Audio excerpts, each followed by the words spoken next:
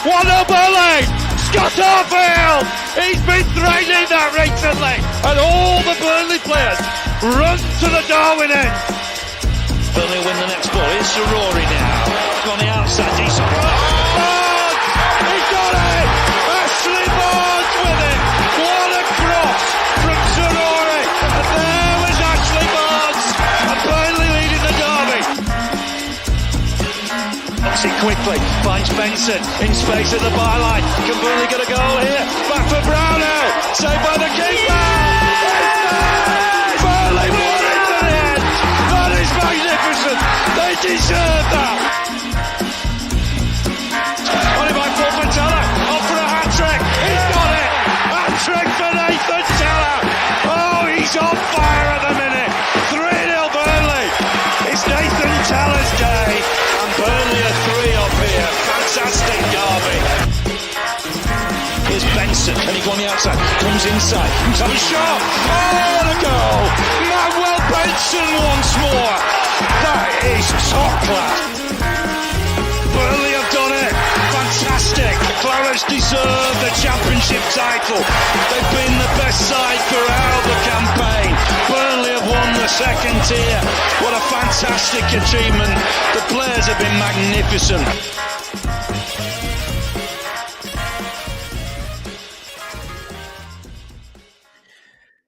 Yes, hello and welcome along to the latest. I'm going to say I can't be arsed today. It's the first thing I'm going to get out. I'm going to tell everybody I cannot be arsed. But welcome to the latest instalment of the Turfcast podcast full-time show with me, Joe Reband, after a depressing weekend for the Clarets. It was Halloween weekend and it was a very frightening performance from Vincent Kompany's men. If you're watching on YouTube, please do give us a like. If you're not subscribed already, please do subscribe.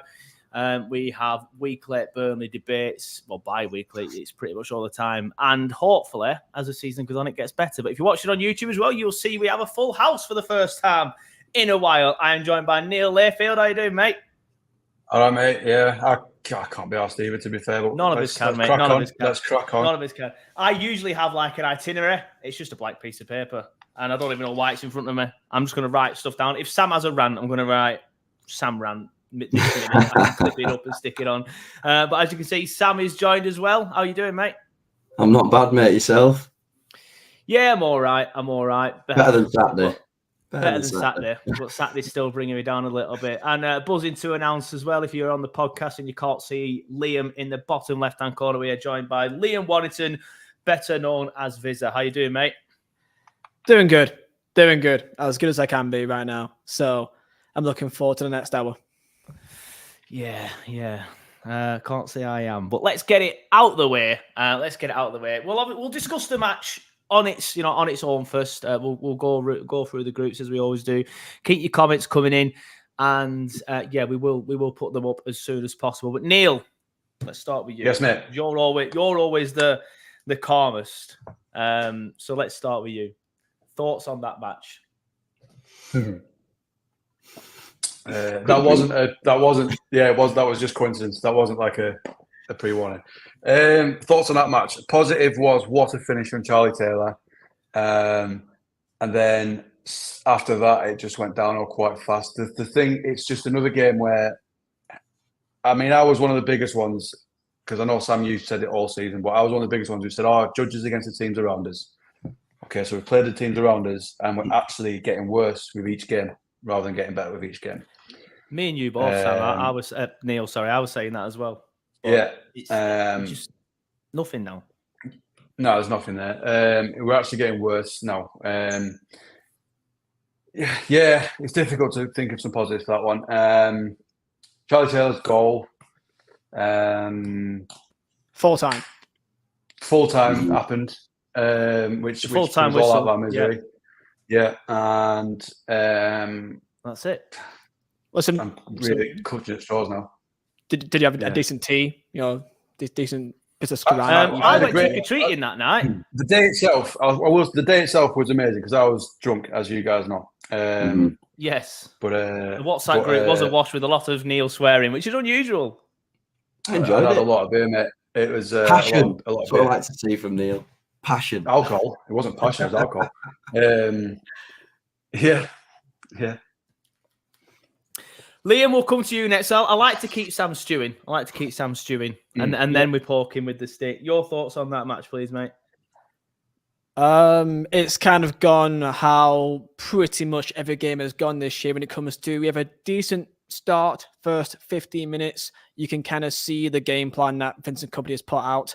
And then it just all kind of falls apart by the 30th minute. And our initial game plan or our belief in said game plan just falls apart in front of our very own eyes.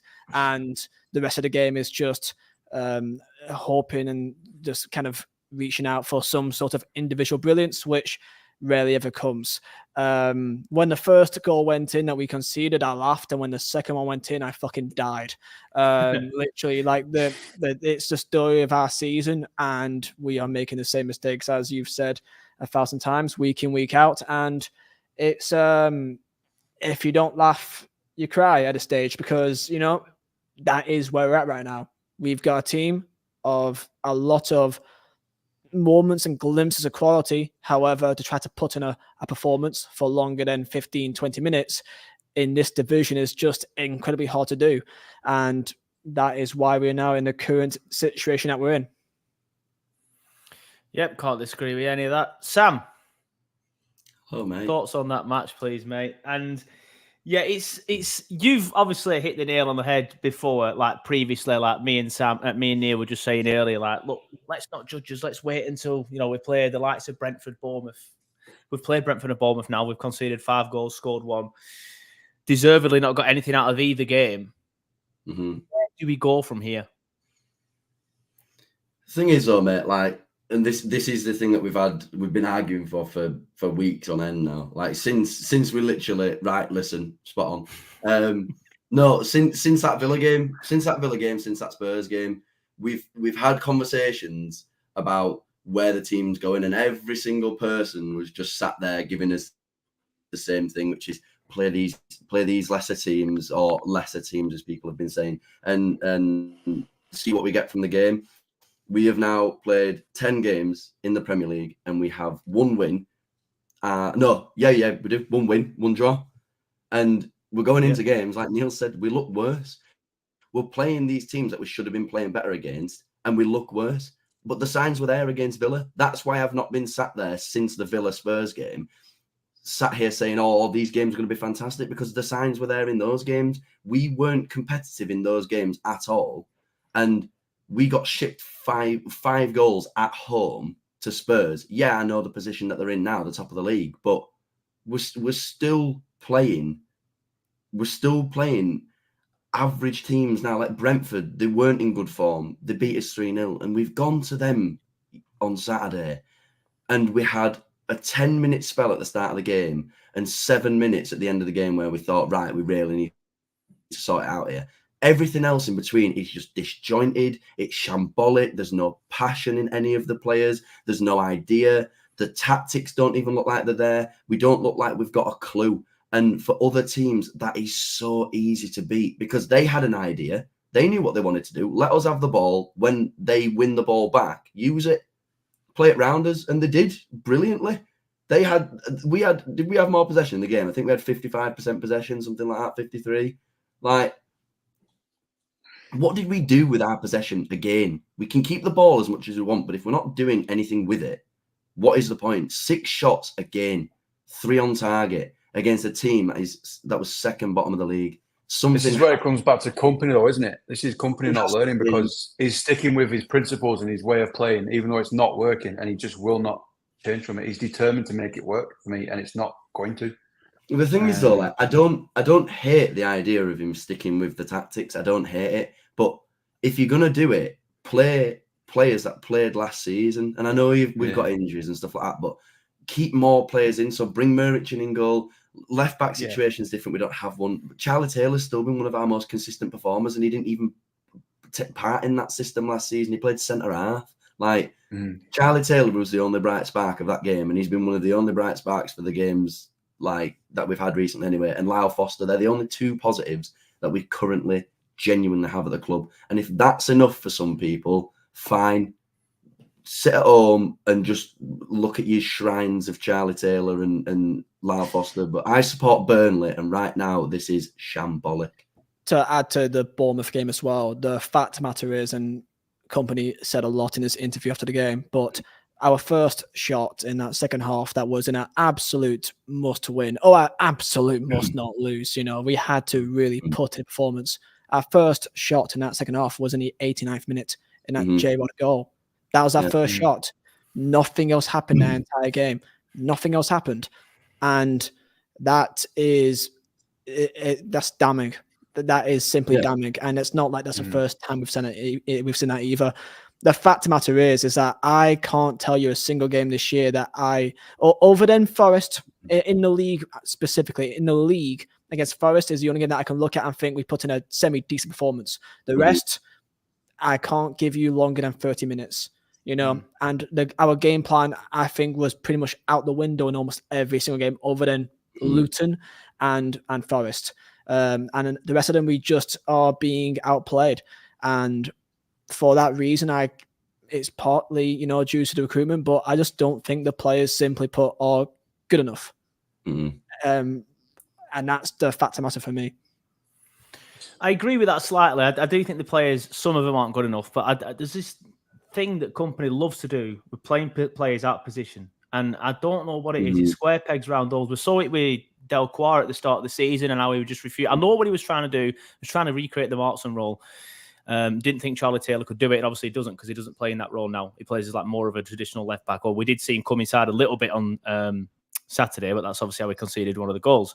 But it's this insistence of playing attacking midfielders in defensive mid. Like, it's always Josh Brownell or Sander Berg next to Cullen. Cullen's the only one who's naturally good at that. The other one that's naturally good at that, who might be a little bit older, is Jack Cork. And obviously we've got Masengo as well, who could play there. But it's just, I would rather see Jack Cork there than Josh Brownell, simply because it's not Josh Brownell's position. And Josh Brownell's now in this position where he gets a lot of stick week in, week out of the fan base. And some of it's deserved, but I don't think some of it is, because he's playing out of position. Again, he's playing in defensive mid. He's not a defensive midfielder. I wouldn't have him in the team sheet personally, because I think there's better options in the 10 than Josh.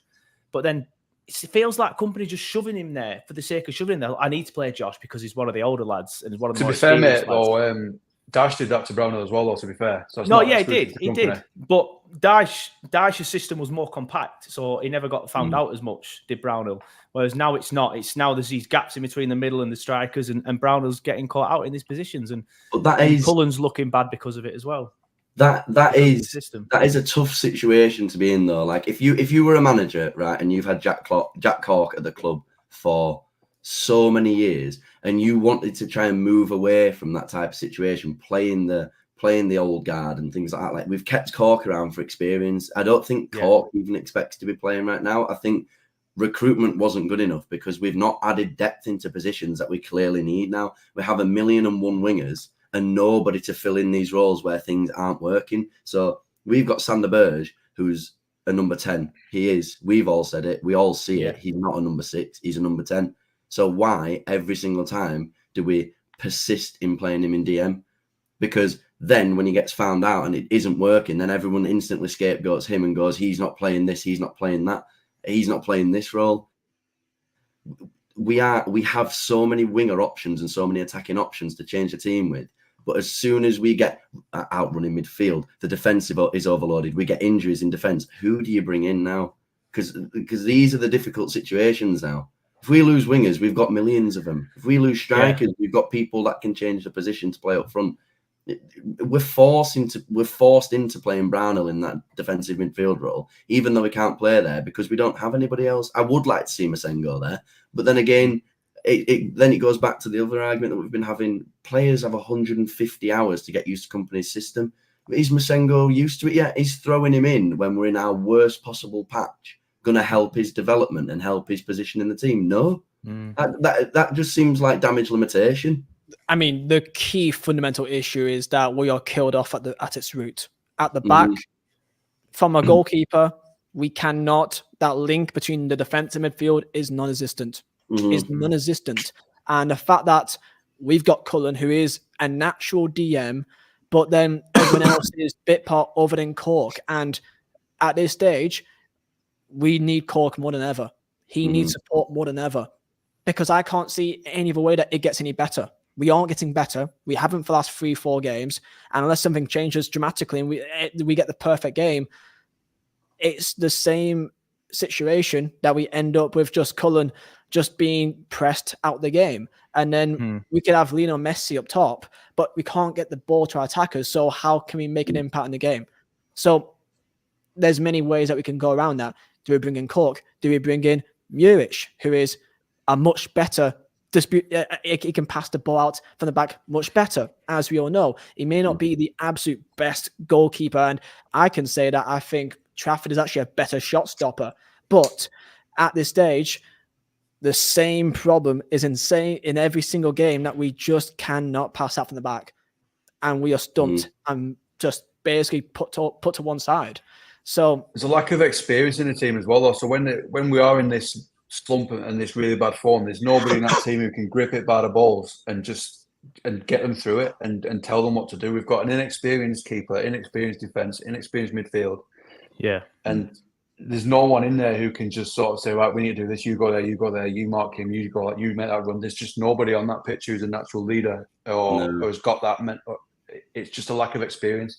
The company spent 100 million quid I don't know if he even did. I think Alan Pace just went, we'll have him. I don't even know if all these are company signings, but it should have been, if his budget was 100 million, it should be spend your 50 million on the philosophy of getting these young players in, but at least spend 50 million quid and get some experienced heads in to guide these young players through it. Because all we've done at the minute is sign a load of kids and thrown them into the toughest league in the world and just gone, learn, off you go, with no support on that pitch. And then there's, of course, I mean, by far, I didn't think I'd get this bad this soon, but of course, a lot of people are now calling for the company. Some more saying out, some more just asking serious questions. I think I saw. I mean, it's fair enough asking questions. Asking questions, isn't it? But calling for his head now is, I'll say it live. Like, it's just ridiculous. If you're calling for company's head, you're reactionary and you're stupid. He's got enough. Look at the bigger picture. He's got enough credit in the bank to last, I think.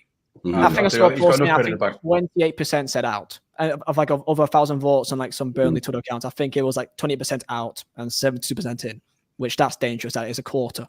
I was going to say it's still a scary figure, though, isn't it? I mean, like, you know, we can come on this podcast every single week and we can tweet every single week that we're not happy with what we're seeing. That doesn't mean that you want a dramatic change in background staff, and it doesn't mean you want a dramatic change in company being there. You can turn around and say you don't like what's going on, but still back company to be the guy to sort it out. I still back him to be the person to sort it out.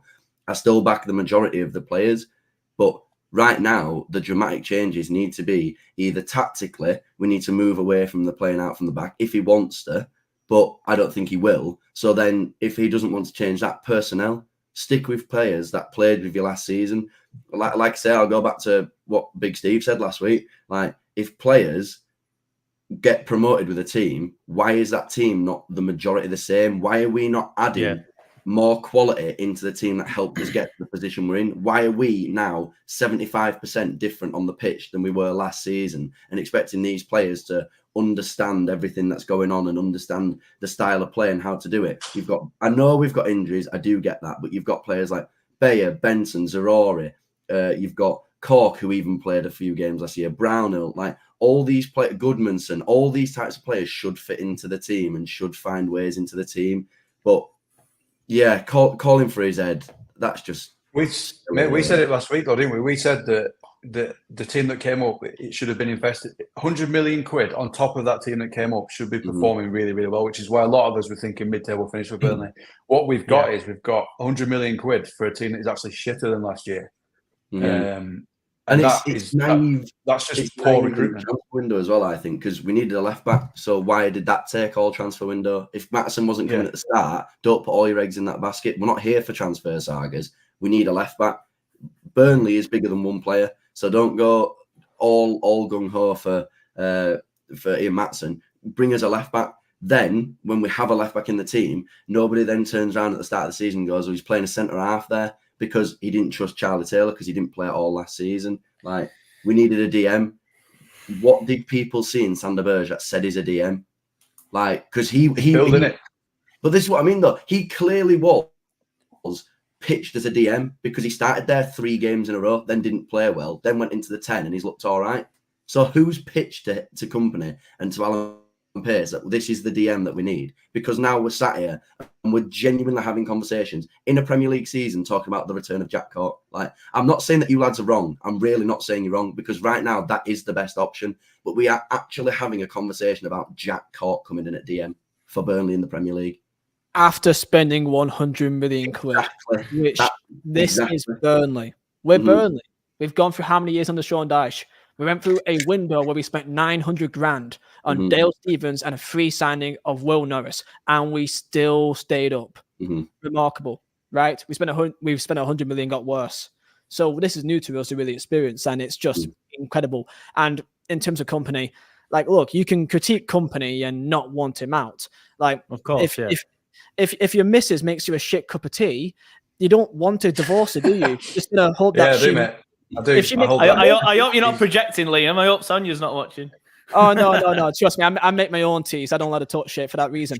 So if she makes the tea too milky, she makes a mistake, just say, oh, it's a bit shit, that, love. And she's like, oh, yeah, it is. And then you hope that the next time she makes a cup of tea, she learns. But what if she keeps getting it wrong every single week? She keeps making a cup of tea too milky. Cup of tea, then maybe you're going to think, okay, maybe you should no longer make the teas. You know, look, self-reflection. Gone for me. Why are people upset? People are upset because right now we're losing. Well, we're not just losing games of football, but it's a manner of it. It's the fact that there's no. Yeah, it's the fact there's no improvement. That's what I think people are upset with. As I say, we're getting worse. There's no sign. There's no sign of it like going to a peak. It's like we're just going that way instead of that way. Exactly. And of course, since the first post-match conference that Company had after City, he said that this will be the worst we will be this year. And you know, and of course we haven't. That's not happened. Of course, I know that he didn't mean for us to not get any better, but the reality is, whatever's happening since, it's not making too much of a difference. See, Company's post matches are getting on my nerves a bit now as well, because even he's just spouting the same thing. Oh, we don't like to see. I feel like this time, are we just focused on the VAR decision and the referee decision? Yeah. He was a man feeling the pressure, not the pressure from the fans or the pressure from the board, but probably the pressure from himself. You could tell he was feeling it a bit. The fact that he just completely ignored how shit we were and just blamed the refs. That no, it wasn't the refs' fault that you know that offside was given offside. Right, it shouldn't have took 55 minutes. It's because we were shit, and you should have said that. But he said that last week, so he probably thought I can't throw the lads under the bus again. I don't know. Yeah. I mean, in the Sky Sports one, in the BBC one, in the Burnley official one as well, each interview was all about the referees and the VAR decision and none about the game. Now, of course, I said that, I did a tweet about that, and someone said, oh, you're such an idiot. Oh, you're so dense. Of course, he's just protecting the players. It's like, okay, but you can protect the players as well and highlight the fact that, we weren't good enough today, and then talk about that if you want to. I didn't see a single thing that he said that, today was not good enough, and then we'll learn from it. And then can go on with the referees. Now, of course, I know behind the scenes, we all know that Company's ripping into them and letting them know the situation. I don't think he's not a dumb person. We know that he knows the situation and the gravity of where we're at right now. But I mean, it's a side thing. It doesn't really matter. But that's why people are a bit concerned about that's the first time that I've seen him not as composed as what he's been since he's always been here. He's a man that in every single conference, win, lose or draw, he's always balanced. He's always going into the fact that, we will always learn from every single game if we win or if we lose. And that's the first time that it's kind of gone outside of that. And people are a bit concerned of that. So that's why it's been brought up. I agree. It's clearly protecting the players, and it's obvious that's what he's doing. But you can protect the players and then say, but we weren't good enough. But it didn't, like you said, it was just all about the VAR decision. Just quickly, a big thank you to Jaden Sorkin for the $9.99 donation. He says, I think Coley Oshaw has a lot of promise. Also, where are the leaders? That starts with the keeper. Zero leadership and identity for this side. We've kind of mentioned that already, haven't we, boys? That there's no leaders, hence why we're discussing Jack Cork to play for Burnley in defensive mid in the Premier League in 2023 after spending £100 million when we shouldn't be. And I think that's clouding a lot of people's judgment on Cork, if I'm honest, because a lot of people don't want us to play him because we shouldn't play him. But I think we have to now. Him or Masengo, someone's got to come in. But yeah, we've mentioned the keeper briefly. Obviously, Trafford and all. Liam, you mentioned him briefly. I'll start with you, Neil. Going around in circles with him, aren't we? I'm sick of discussing it, if I'm being honest with you. Yeah. We kind of have to, because I have as thought Liam of said another positive, earlier, though. go on, I'll let you have a positive, because I've not thought of one myself yet. And it is with Trafford. At least he left his line. That's all. At least he left his line. That's not a positive, mate. Get out. That's all. I'm struggling there. I don't know how much longer. For me, I said it last week. If Company hasn't dropped him now, he isn't going to, because the international break was the time to do it, because there wouldn't be that much focus on it, because he hasn't played a game and then been dropped. He's just not made it back into the team. He could have come out with anything saying, "Oh, he's carrying a knock" or something like that from internationals, and he would have got away. But now, if he drops in now, it's that spotlight on him saying, "Oh, he's finally." Do you know what I mean? So for me, I don't think he's going to drop him. I think now's another good time to drop him, because we have the cup game. So have the cup game, bring Muric in, and then just stick with Muric. It's not like he's dropped him. It's Muric played a second game in a row sort of thing. Whereas if it were a Premier League game on Wednesday and he dropped him, like, oh my God, there will be a bit of it, obviously. But Liam, I think Liam, you mentioned it brilliant earlier. We're getting cut off at the source because the keeper isn't good enough on the ball. His passing in the first half was 40%. I think overall in the game, it just went over 50%. Yes, Muric hasn't played in the Premier League, so people will say, Muric will beat same, Muric will beat same. We don't know that until we try him. He deserves, at the very minimum, a chance of playing the Premier League, doesn't Muric? Because he was so good last season. He's been so good in pre-season and so good in the cup competitions as well. There's nothing wrong with Trafford as a shot stopper, although it annoyed me a little bit how he made two very basic saves in the first half and everyone started waxing lyrical about him, because there's now another civil war on Twitter, Clarets, where you're either Muric or you're Trafford. You can't just be half in between and be like, yeah, try Muric. You've got to protect him, or you've got to criticise. It was one or the other. But he made two saves that you'd expect him to make in the first half, and I was like, brilliant saves. He's playing very, very well. There's more to being a keeper than a shot stopper. You can be a good shot stopper, but it's the absolute basic requirement for any keeper. And there's more to being a keeper than a shot stopper. It's a Nick Pope. That's the problem. It's literally a Nick Pope debate on why I didn't play for England. That's the entire debate with Nick Pope. And look, right, we're playing a child in the Premier League. That's the reality of it. Yeah. By the way, that not just, of course, that's coming off for me. I'm 25 and I look like I'm 13, right? I get that. But Trafford is a decent shot stopper. It could be good, could be better than Muric. I get that completely. But what from last year? Think back to last year. Think back of what was our main weakness. Probably our physicality. Probably our set pieces and how we defend them. Muric, people last year, remember, people didn't like him when it comes to him coming out and claiming the ball in the air. He couldn't really control his box. But Christ, he's a lot better than Trafford. We've got worse in that department. Every single time that we have a corner against us, I look away. It's terrifying. I think Bournemouth had back-to-back corners in the first half at one stage, because we literally just cannot get the ball. And Trafford, as it's blatantly obvious, as he's a child in this level that he's at, he's too easily marked out and just blocked by one attacker. So that's the main person that they go for. Yeah, and that's another thing that annoys me. It just you could hear Tom Eaton. I know I'm going back a while, but you could hear Tom Eaton just shouting.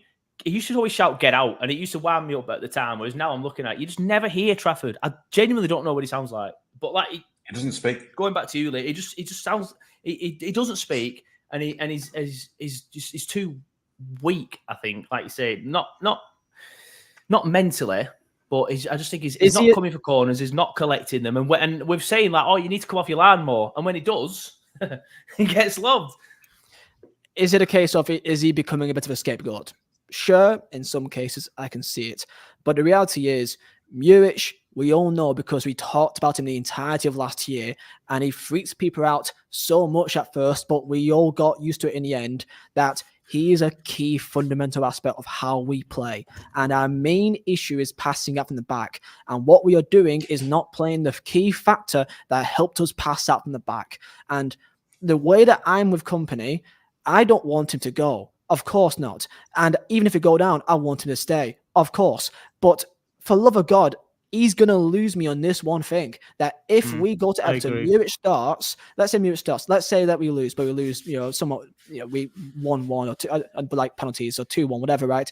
If Muric has a decent game and then Trafford goes in on Saturday against Palace, I'm lost at that stage on that one bit, because I just find it naive, because Muric has not done anything to warrant being kicked out, in my opinion. We've had 3 games to shit. We've had clean sheets. Guess which games he started in? Every single one. And granted, Salford's one of them, but Forest is a decent team. And we also beat Benfica 2-0 when Trafford's being lobbed at a halfway line in pre-season, and yet again on Saturday. So, at Trafford, I want to almost protect him at this stage, because no matter what he does, unless it's a perfect game, he will always get given stick. So, Liam, that's exactly what I've been saying for a few weeks now, and I took a few hits for it. Is that I think it's cruel to keep playing him at this point, because 100%. we have got a good keeper there. Take him out of the firing line, let him develop out of the spotlight, away from all this talk. I think Sam, you said it before. We come on here every week and talk about Trafford. It's not fair on him. He should be taken out and allowed to develop away from all this, because it's going to crush him. Because if we keep playing him like this and he keeps conceding every week and keeps getting it off the fans, and then potentially we've got a key player who just completely gets shattered and loses confidence, and he isn't that prospect that he could be. Yeah, I agree. He's his biggest transfer as well, isn't he? Like, yeah, 90 mil. We're 90 mil with add-ons. Yeah, but it's like, do you know what I mean? It's like there is a point with every single player, regardless who you play for, who you are, and whatever goes on. If you don't perform and you've got issues, you don't play. Eden Hazard set the world alight. Went to Real Madrid, got fat, no one played him, because you're not fit enough to play for Real Madrid, and your performances haven't been good enough. Sort yourself out, play. It's the same with Trafford now. Like we said it last week. It is getting boring now talking about Trafford, because honestly, it genuinely is. But people, like this thing as well, like, the whole thing, like with scapegoating. Like, I do get that, but like, isn't scapegoating if he's the root of the problem? In some cases, like, problem. I guess not. I think what I mean is, like, he's a fundamental part of some of the issues that we have now. Like, one of the biggest parts still, and I do agree, it does actually kind of, it's not necessarily his fault, but it is a part of it. Our defense is horrendous. Like, our defense is so bad from defending and carrying the ball out and playing the ball out. Every aspect of that defense is terrible. So if I was Trafford, I wouldn't have any confidence either. But when it does get down to him, stopping the ball from going in the net is your fundamental job. 46 odd yards he got lobbed from the other day. Any single person so many people were saying about where we lost the ball from, and it's Vitinho's fault for losing the ball. If you think that, go watch a different sport. Because if you're bothered about fullback losing the ball there, and then Philip Billing scoring from 46 yards out against the young 19-year-old goalkeeper, there's something wrong. There really is, because he should not have to deal with the amount of shots that he's coming up against. I agree, because that defense is horrendous right now. We are playing into teams' hands. Charlie Taylor decided that he wanted to go walkabouts the other day, took ball inside, lost the ball, and Semenyo scored. Like, we are not helping Trafford out at all. But then when it comes to him, sorry, mate, you've been lobbed from 46 yards. Like, how do you defend that? Like, you can't even defend yourself. If you turn around yourself and say, "Oh, I didn't expect us to lose the ball," react then. You're a Premier League goalkeeper now. It's in League One. You're not playing Gillingham every week. You're playing some of the best players in the world. So if you've just been lobbed from 46 yards, there is some self-reflection and a conversation from the manager to turn around and say, is this now working? Because we've shipped in goals for fun recently. And that isn't all down to Trafford, but he is part of the problem. So if we want to change that, they're the dramatic changes that we're talking about. Well, that brings us on nicely then, Sam, because I have started to make some actual notes. What do we do to change this? How do we get this to turn around? For me personally, bring in Muric. Bring in a defensive mid who can play in defensive mid, not an attacking mid that you're sticking in defensive mid. Get a set team. I know some people, especially a lot of people in the comments last week, were saying, how can you have a set team with all these injuries? Fair enough. But know what your best team is. I think it's obvious he doesn't know what his best team is. But you need to drop Trafford for his sake, just as much as the club's now. Like, there's been a lot of people saying, "Oh, he must have a clause in his contract that means he has to play." I don't. Even if he does break the contract, it probably doesn't. But break the contract, stick Norwich in the club's far more important than Trafford, and then bring Cork in or Masengo. Either or, I'm not asked. I know Cullen's out on Saturday now, so that's another issue where we'll probably see fucking Burge and Brownhill because company likes to do something different. But Neil, I'll start with you. What do we do to fix this, in your opinion? Get your comments in as well in the chat. What would you do to fix this current situation? I do think Buric comes in. I think he's comfortable with company system, and because he's comfortable with the system, he'll be a little bit more vocal, and he'll be able to guide those young defenders through it, which is exactly what they need. I know he's only young himself. He's only like 24, 25 or something himself, but compared to them lads, he's a veteran, so he'll be able to guide them through it. I would do that. And then company needs to just the style of player that he wants that works last year. We haven't got the players to do that. I think he needs to scrap it. I think he needs to scrap this style of play, get back to just the basics of football. I know it's like a massive cliche in Football Manager, but back to basics. Just scrap this trying to play the City way. Play to the strength of the players we've got and just try and just stop this terrible run. We don't have any. We don't have. We can't go long. We can't go long ball. We've not got physical players to do so. Other than Foster can maybe do a job, but other than that, we can't go long ball. We can't. The idea of, let's say we sit back, we drop deep, try to soak up pressure and hit them in the break. We've got some pacey players, right? Let's try and do that. Our defense is not good enough to defend. Or the ones that we got right now. Granted, we are missing some good defenders. Ekdal and Bayer are huge. And we also missed Roberts due to suspension too. Now, of course, we are missing our key centre backs. That's a key part. But we can't. I don't think we can defend. So, and I don't think we can go long ball. So it's absolutely criminal, though, isn't it? It's absolutely criminal that we've spent 110 million quid and we're still saying we're short of players. It's mental. I can't get my head around it. 110 million quid and we are still short. Because as we've said, we brought in 55 wingers and 0 DMs. Well, we brought in a DM who's on the bench. You've brought in technical footballers. We've brought in technical footballers to play football, but companies like we say it, and we go back to it because it's public knowledge. He said it takes 150 training sessions for people to understand the system, but all we've bought is these technical players to fill into the same role. We bought 15 in each position, so it takes them all a long time to get used to it. And getting used to it doesn't mean on the training pitch. Playing against the same players every single day is fine.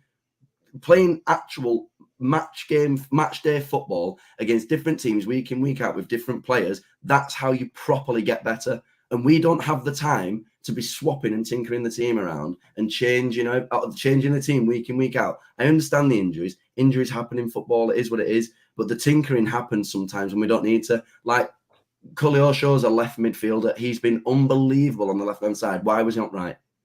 Just logic. Exactly. It's just so logical. It's like we got some stick last week, didn't we, for saying just stick with your team. It's like, oh, there's injuries. But that's a brilliant point. Like, somebody plays well in a position, and then the week after, company's playing in a different position. Why? Why are you doing that, man? Like, if you're that bothered, and everyone, like, for example, right? So every single person last week was on Trezor, weren't they? Right? Everybody said Trezor wasn't good enough. Yeah. So was he the only player in the Brentford game you'd have taken out of that starting 11? No. So why is he the only player that Zereri comes back and we go, right, we have to fit him in the team? So Luca, unfortunately, you're on the other side, mate. But Trezor played the last 2 games. It's imbalanced. We've got 10 wingers, but 8 of them are actually really left wingers, with only 2 that are right wingers, which is Gudmundsson and Benson. But then the best player that we've had so far on the wing gets shipped to the other side. It's like Koleosho has been a bright spark, and everyone says every single week, look how good he's been. Play him at left mid then. Try somebody else on the right-hand side to see if it works. If that doesn't work, that's what you change. I think we have. That's the thing. I think we have gone on the right. Trezor tried it. He was awful. Like, Gudmundsson tried it. He got subbed off. But, of course, like, I don't think... Like, he's a technical player, but he's not going to take a man on. So it's like... But then we've tried him in the 10 and that didn't work either. So it's the like, window is just a failure. The window is a complete failure. Like, that's the fact of myself. We all know that now. So this is the team that we have. Now we're just going to try to find a way to deal with it. And how that works, we've got to just keep trying new things. It seems like, because you can try and be consistent, but have we got any better since, we had a bit of improvement after Forest and United, and then thought, okay, we beat Luton, but we didn't deserve to win that game. The first half was, balanced, but maybe we're just ahead. Second half, we were tragic, just trying to hold on. And if Lawson didn't say, fuck it, and just hit it randomly, which then scored, we would have drawn a game or really would have lost because we had nothing in the entire second half. Luton, this is the thing, right? So we finished however many points ahead of Luton last year, 20 points, whatever. We spent 100 million quid, and yet they look more capable of staying up than we do. It's they so can annoying. Defend. They can stay in games. We can't stay in games. Yeah, we cannot stay in games. That's a fact of the matter. Like, it's frustrating. And to the people saying company out, because that's the thing, we're saying all this, we're complaining and we're annoyed, but we none of us want company out here, right? None of us think that's a good idea. Because if let's say we sack him, what then? Who do we bring in? I've heard people say Graham Potter. You're high. The amount of money he was on at Chelsea, he's not going to come. He's not come to Burnley. So who's about? Brighton at the time, the team that he was at before that, are still in a better position, and were in a better position than we were in anyway. So even on merit, he should go to a team similar to Brighton because he got them. He basically put them where they are anyway. And De Zerbi's just done a good job. Like this is my issue with it all. We have conversations now, and our conversations are. We all have the same goal in mind, which is we want Burnley to play better. So we're not footballing experts by any standards, but we are football fans and we follow Burnley and we want Burnley to be better. So how do we do that? Well, first of all, you don't stay the same because I agree with you, Liam. Changing the team does make sense, but when it's necessary. My point with the Trezor thing was, in that game, so many players could have been shipped out because so many of them should have hung their heads in shame with how they performed against Brentford. We were terrible. So my point is, turning round to Mike Trezor and going, you're the only one that comes out in this game, and everybody else just just gets the spot straight back. That's not working now. We need to look at players playing in the correct positions, playing exactly where they've been good, because like I say, we've had Koleosho on the left-hand side and it's worked. So why does his brain go to, let's get Zaroury back in the team, which we've all asked for, but in order to get him there, we'll take Koleosho out and put him on the right-hand side where he's less effective. That doesn't make sense because then if Zaroury doesn't come in and play well on the left-hand side, that's two ineffective players in the game. Then you bring on Odebear. That doesn't change things because you're swapping a 19-year-old for an 18-year-old who play exactly the same. So you bring Redmond on. Oh, does that change anything? Why have we got Redmond? I cannot wrap my head around this. Why have we got Redmond? That's my cousin you're talking about. I know. Can you tell me? Because I don't know the reason. Why do we play Townsend in almost every single preseason game? Then just to fuck him off anyway. What's the point in that? It just irritates the life out of me. And then so all we're trying to do is talk about how we can possibly get better. But right now, like you've said, and I totally appreciate what you're saying, but we don't have time to keep trying different things. That's what everybody had said for the first 10 games. That's what that 10 games was for. Try things, and if it doesn't work by that point, you should know what your best 11 is. You should know who should play where.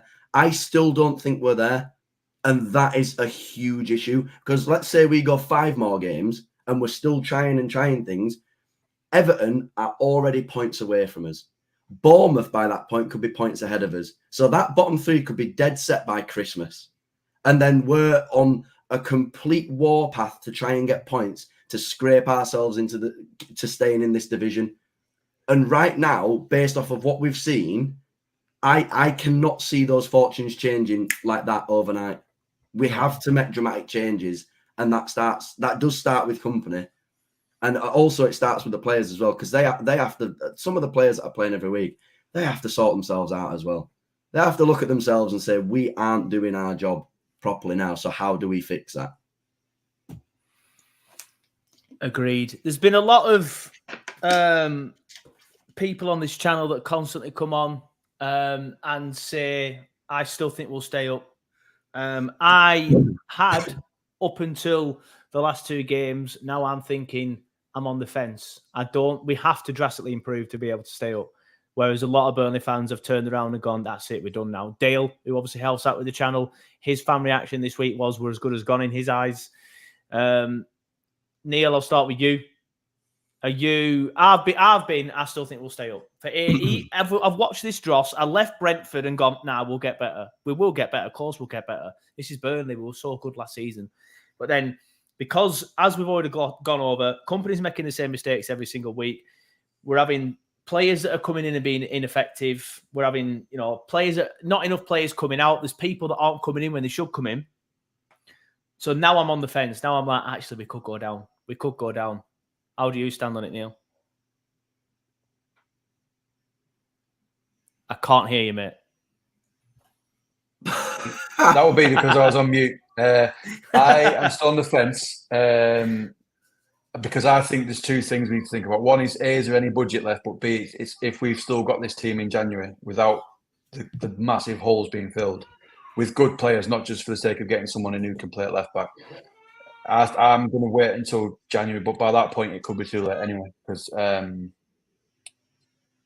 the Premier League's harsh. I don't know. I am on the fence at the minute, and I think the January window is massive now.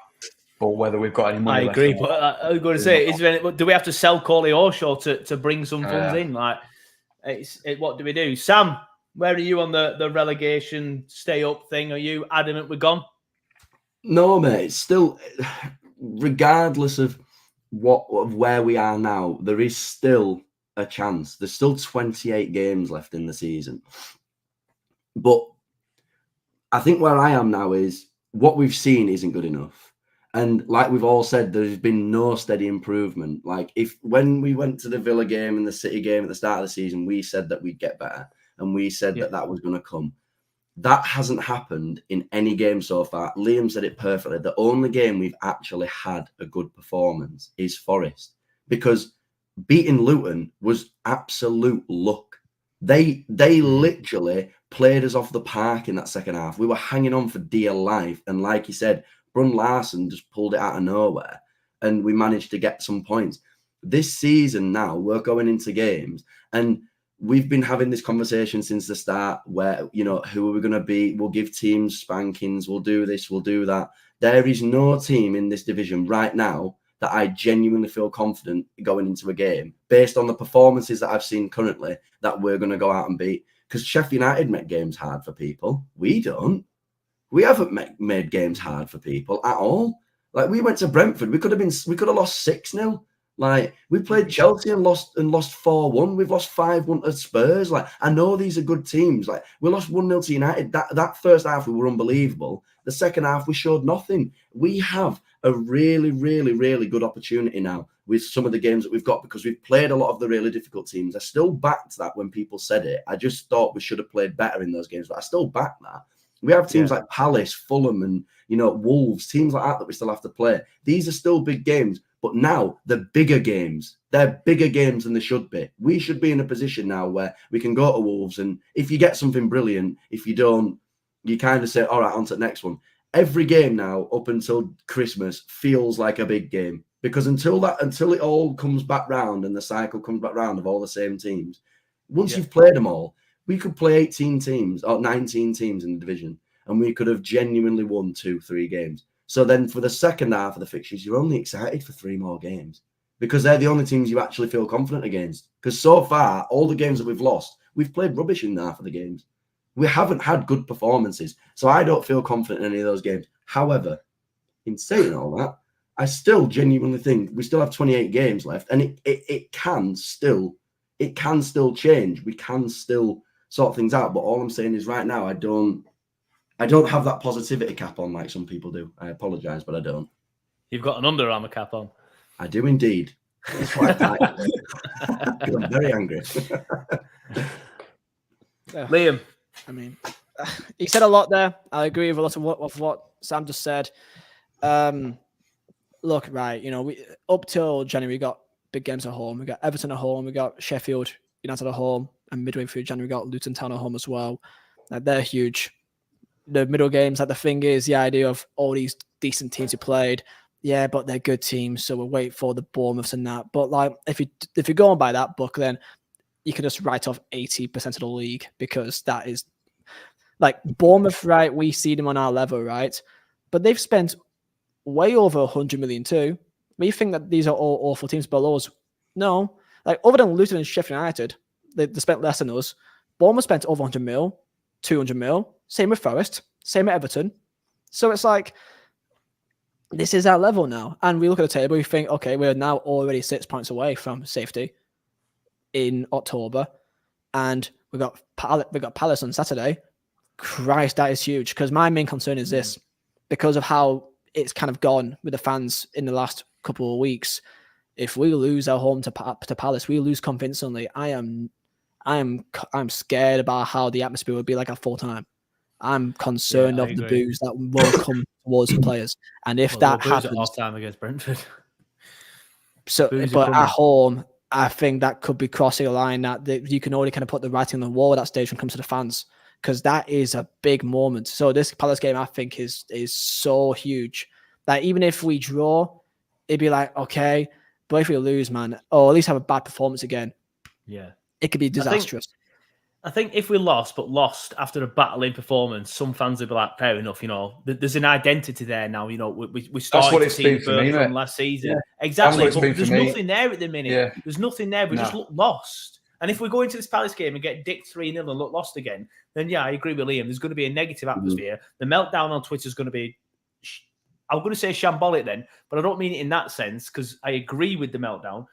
But it's going to be massive. So the meltdown at the pitch will be massive. Sorry, at the stadium will be massive as well. But that's the thing, though. Like Liam said it again perfectly. Like those fans will make it known that they're not happy with it, right?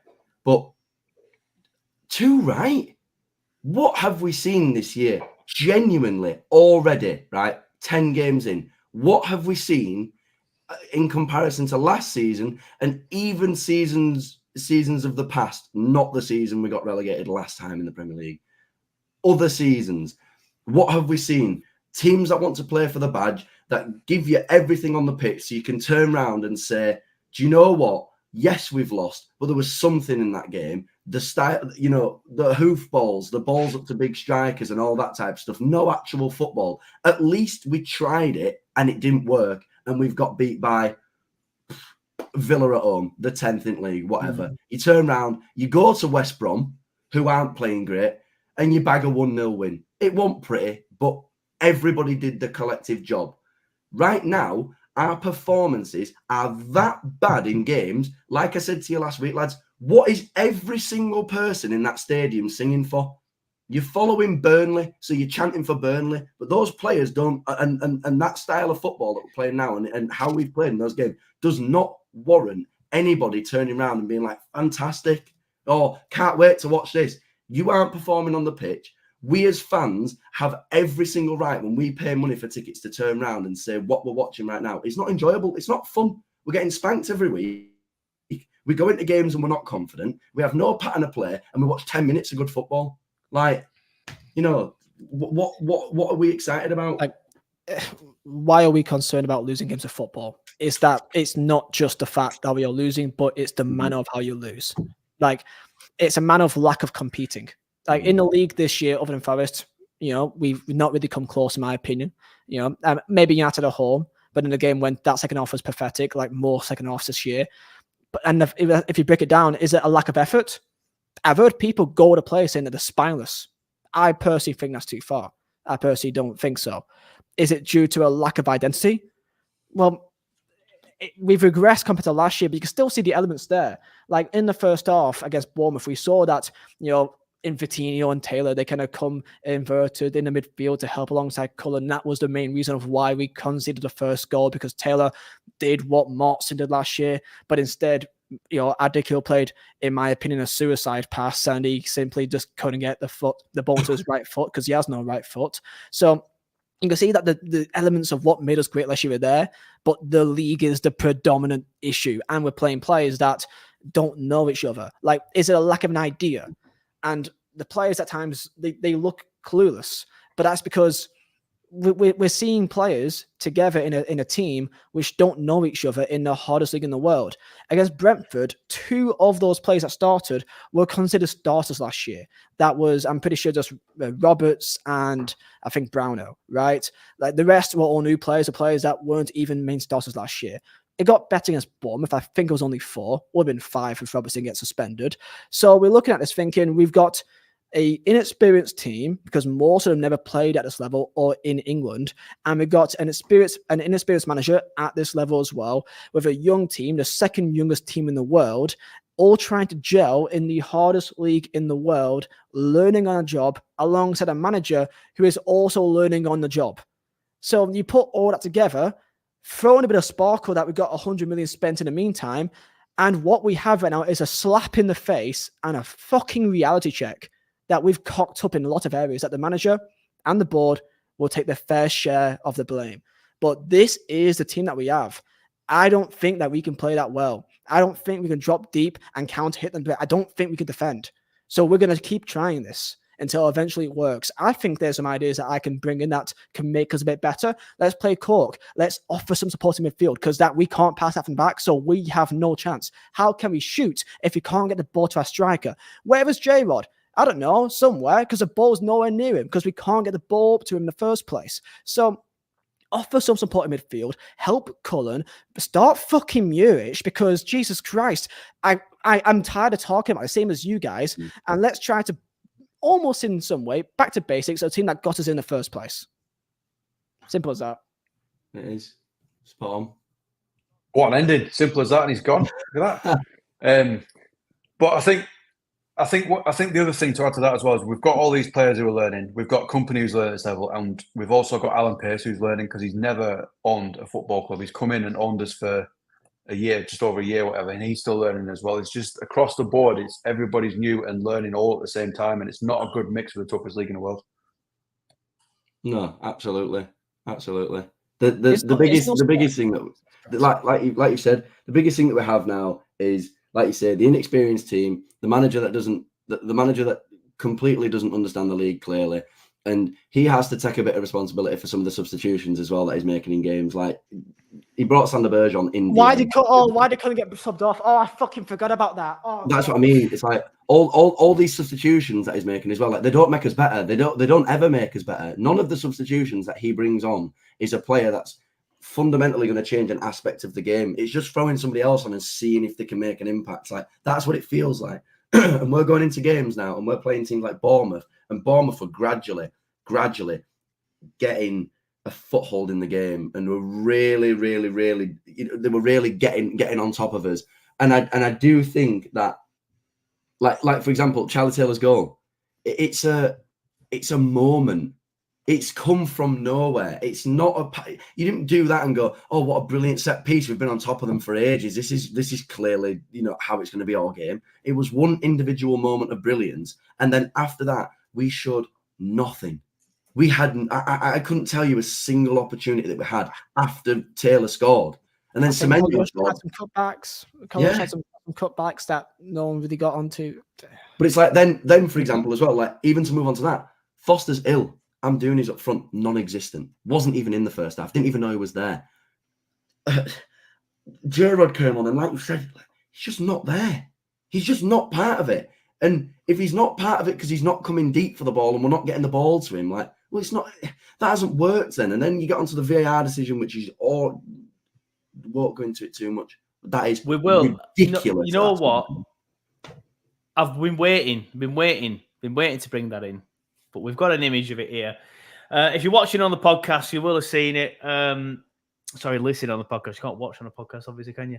But it took, how long did it take, lads? About what, 5.5 minutes? I think it was 5 minutes and 10 seconds or something like that. I remember watching this, yeah. It was ridiculous. Even at the time, I was like, Jesus Christ. I had a tweet ready to say, like, offside, we play on. But I had to delete that tweet to say, how long is this taking? But there's a couple of images on screen here.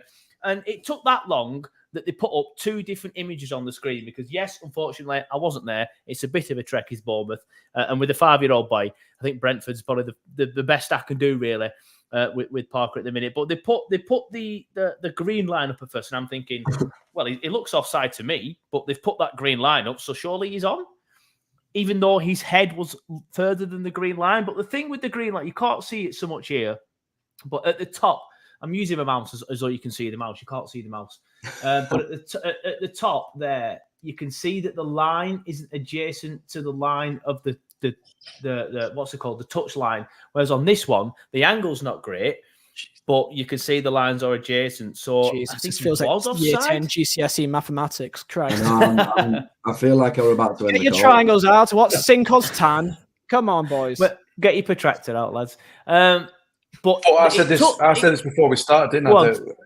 Are they going to talk about this for a week like they did with Liverpool? Are they going to release a transcript and demand the refs and all that sort of stuff? Nah, it's just been forgotten about. So the thing with the VAR decisions, right? So just to caveat it all, right? So first of all, that does not take away from how horrendous we played, right? We 100%, I agree. Nothing from that, and game. that's why I'm annoyed with company for not mentioning, for just literally just talking about VAR in the post. We deserved on merit in that game to lose that game because we showed nothing at all. We didn't deserve anything.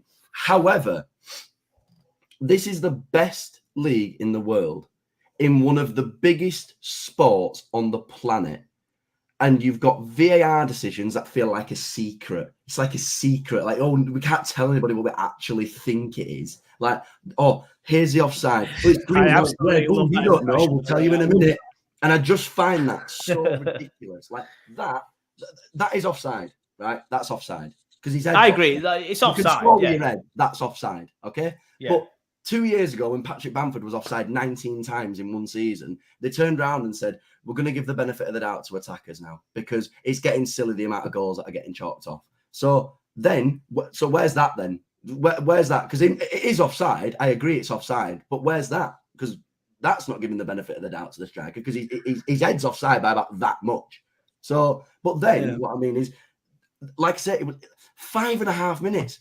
Just tell us. I'm not bothered. Like, we don't deserve to win. So if you turn around and say, "Oh, it's not a goal because he's offside," I'd be like, "Whatever, fine." I also think it's offside. But why are you making out like it's some secret? It's green, it's red. Oh, is it? Oh, we'll tell you in a minute. Like, just decide and tell us. There should be clear ruling of what is and what isn't, and you shouldn't have to leave it open to interpretation from different people giving the different opinions on what they think it is and isn't. There should be a clear rule and leave it. Same with the handball situation. Like, it's a handball. Look at it. Look at the handball. I agree with you, but offside is offside. So I don't understand what all this debate was. Offside's offside. There's no grey area. Well, but what I mean is I'm using their own arguments against them. They've said they're going to give the benefit of the doubt to attackers, but you haven't given the benefit of the doubt to the attacker, whilst also a Burnley fan in the game, which would have made the game 2-2, also doesn't think it's onside. It's offside.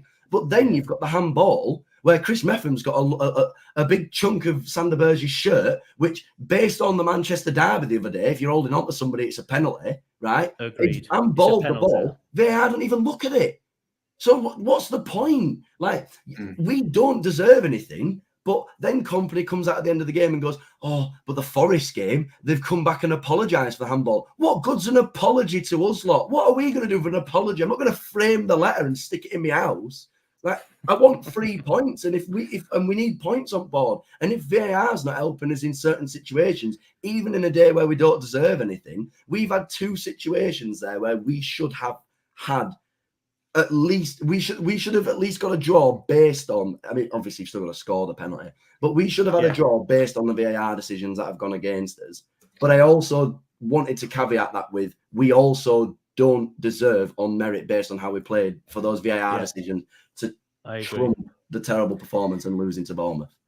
Yeah, I agree. DJ says, "Sure, the handball incident. Unfortunately, I can't, mate, because you can't really. That's more of a video." For sure, video, I'll get done for copyright, so I ain't doing it. Yeah, I agree. It was handball and it was a penalty, but we did not deserve to get anything from the game, and it was also offside. So it's VAR. It's just pointless. It's just stupid. It's pointless. That's one positive. Championship. Worst case scenario. That's one positive about it. You know, like if I can understand human mistakes, I don't mind. Like, you know, we had a few things that went against us, and there's some things that went for us last year. But you know, you can understand the mistakes, that they're human. That's okay. I can live with that. This year, it's just the inconsistency, which is the main problem. And The thing again, with VAR, they're using it to ref. It shouldn't be. It should just be the ref makes a decision and then uses VAR if he genuinely doesn't know. So just leave it to the ref the game. Don't rely on VAR. It's there if he says genuinely didn't see that, what happened. But other than that, it shouldn't be used. Just let the ref.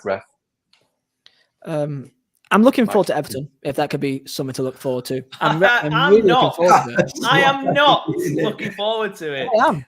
I'm going, and I don't know why I'm going. It's one of them I'll tell games you where why. I bought tickets when I was happy, and now I'm not happy, and I have to drag myself there. Because you support Burnley, support the club. That's why. You still support us through good times and bad times, but we all still collectively agree that what we have to do now is it's one of them situations where I alluded to it a lot last season. Sorry, Liam, we'll come back to you in a second. I alluded to it a lot last season.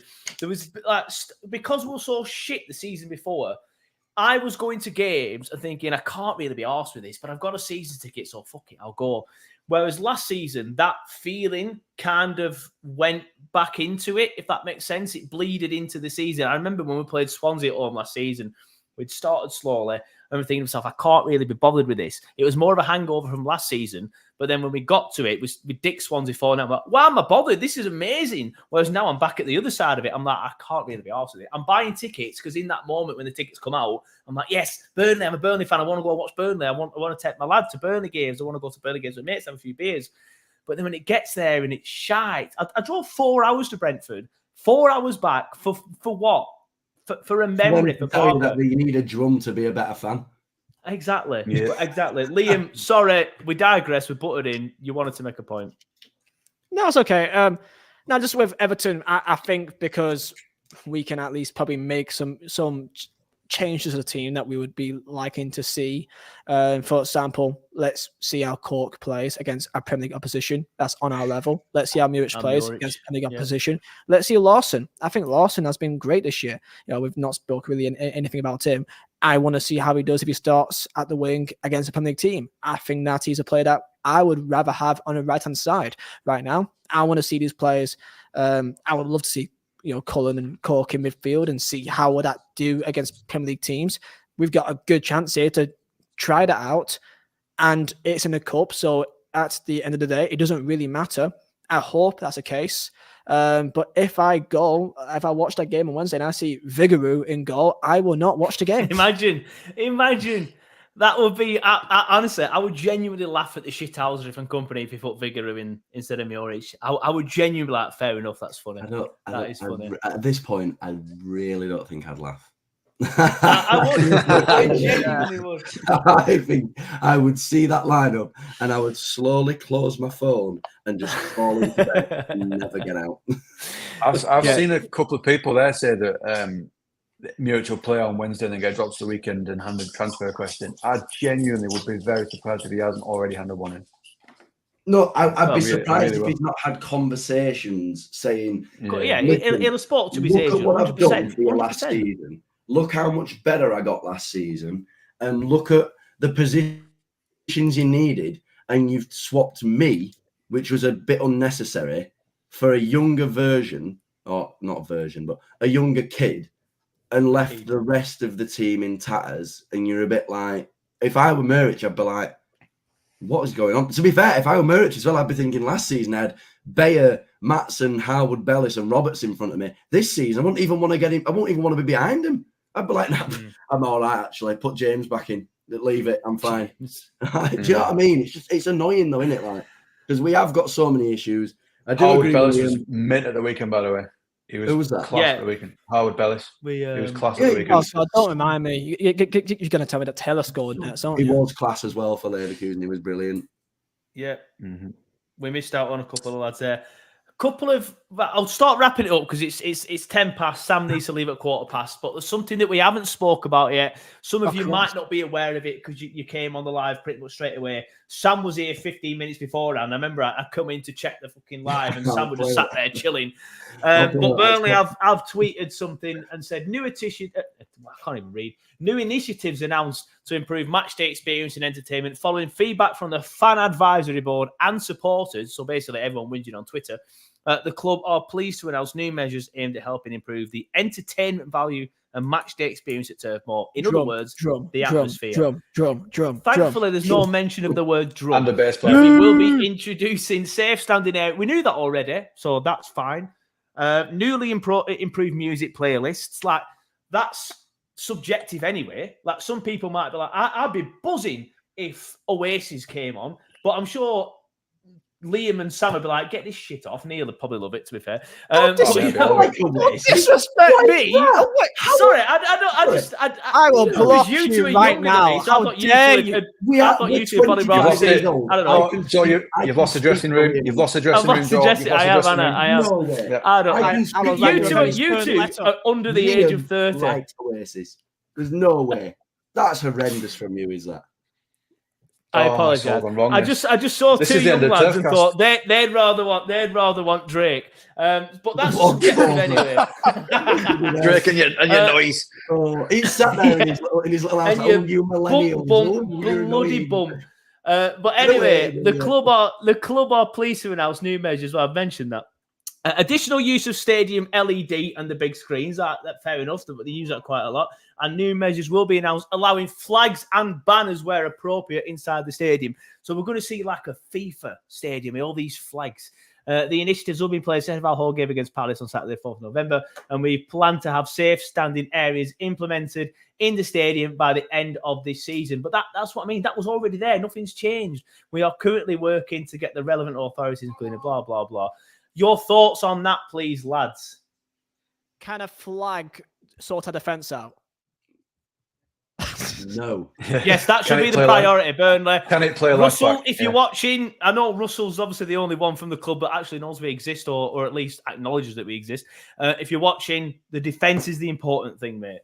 Anyway, the safe standing is fantastic. That's the main thing from that. As long as the fans are like the ones that's behind it, like, the club can allow it and you approve of it. But this has to be a fan-led thing. Like the flags and the banners, that has to be put the club can't dictate. Yeah. Club can't dictate. It's like a drum. It's like, I don't mind a drum. I kind of like it if it's done right by the fans. If it's done by a club, it just feels kind of corporate. I personally really, really, really hate the drum. I don't mind it. Like, for me, the best home atmosphere I've seen in the Premier League in my time going to games is Huddersfield. And they had a drum. They had a great home and to the right-hand side. It's fantastic. If done right, I don't hate the idea of a drum. However, there is no point bringing it in at Burnley after the backlash it has received. If a drum is done right, a drum can be done well.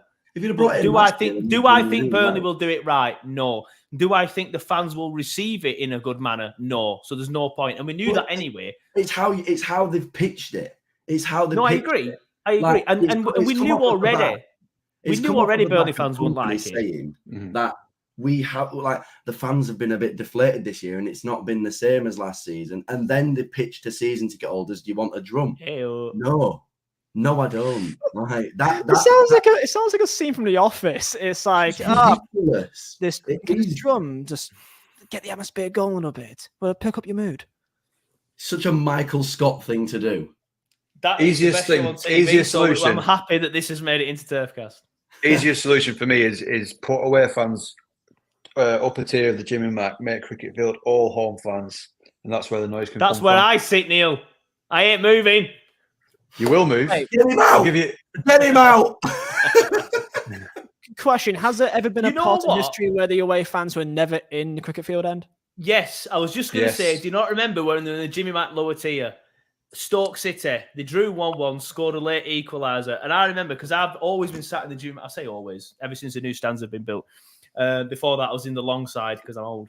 But I remember I was sat in the Jimmy Mac and the Stoke fans were in the bottom and they were singing, why, Delilah? I remember walking downstairs, seeing them all. They're all doing that. looking at me. And I went like that, just flicked at these, and about 400 Stoke fans were like, "Whee!" And it was class. But yes, I do remember when they were in there. And they used to be in the long side as well back in the day. That is a proper Oasis thing to do, isn't it? Liam and Sam won't get it. Yeah. Well, too young, aren't they? Don't Drake try and and put us whatnot. up now. But I think, is there anything else you want to quickly chat about, lads? I know Sam's itching to go, so Sam will say no. But Neil, Liam, anything else you want to quickly chat about? I guess the way to end it off for me is just, I get it. People are emotional. People are really angry right now at the current situation. But the way that I see it, we need to back company because for me, the alternative is much, much, much more concerning. If we lose company, most of the players, people say, oh, but he's brought these other players in. What, the same players last year that you also loved as well? Like, are they also going to go as well? They're company's players too. So it's like, I get it, people are angry, but in reality, let's say company goes, who's coming in? Because it's not Potter, I'm telling you that. So Steve Bruce, Hassan Hootel, that's got some kind of experience. I just, for me, going back to square one is a complete no-go. That is terrifying for me.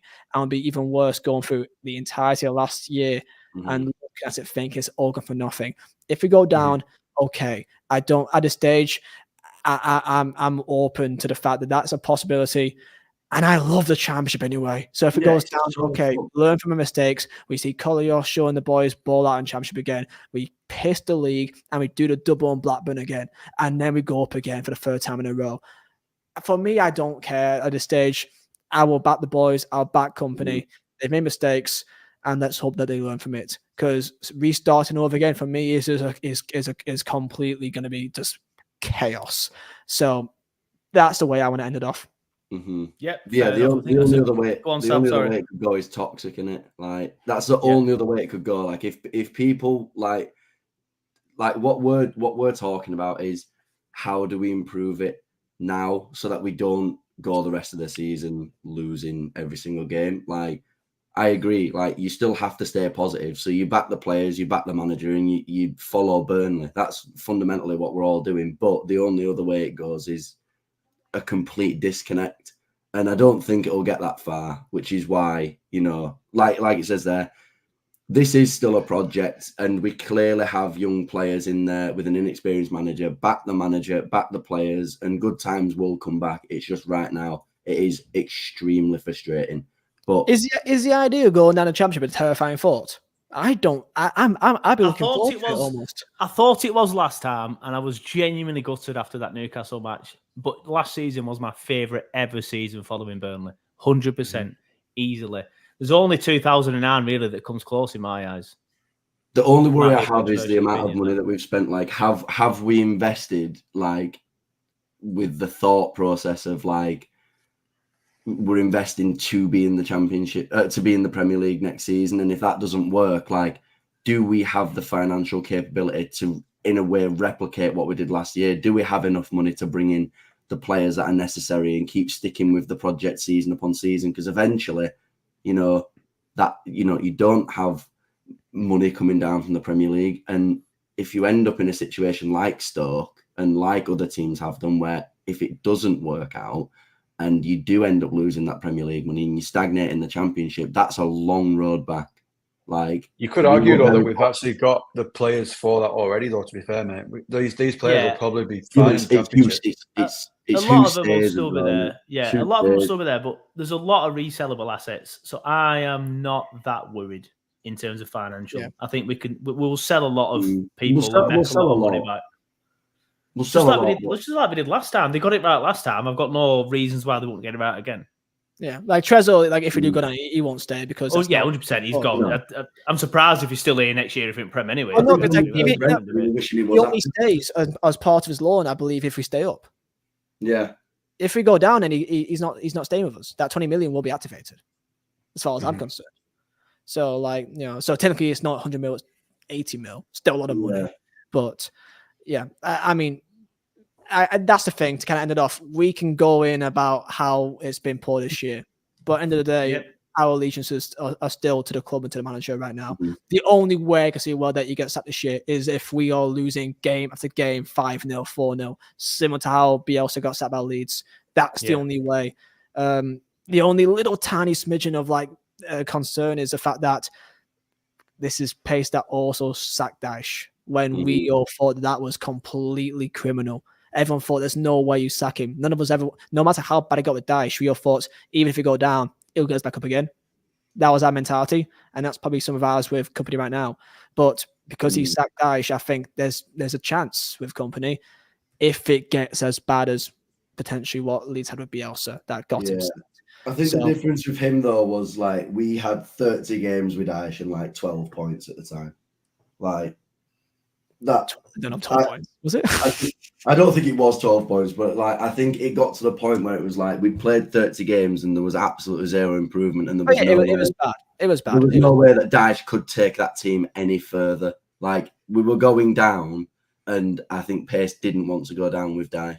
I think that was the issue. And I think another interesting point in that is that Company is Pace's man. Dyche never was, and it's pretty obvious how much Company. You can tell how much Pace loves Company with the stuff he always comes out. The analogy of, you're the ugliest person in town and you're going out with the fittest girl in town, which I don't like, but he uses a lot. Don't forget 5 years. In the summer, he signed a 5-year deal added on. Yeah. Okay. We were all terrified of him going to Spurs. We were all terrified of him going to Belgium, terrified of him going to all these other teams. We kept Company for 5 years, and now we're seen as the best decision at the club. If we sack him, what does that give to not just us as a football club and our board, but to the players? For me, it's a no-go. It's a no-go no matter what. Unless if we literally are breaking Derby's record, then maybe at least then there's some Jesus Christ. But other than that, I mean, whatever happens. It is what it is. Yeah, I agree. We are going to wrap it up there. Neil's itching to go. Sam's itching to go. So I'm not. I've watching 5 hours, but I'll let you guys. Me and Liam are just going to chat. No, I'm joking. I'm starting work at 8.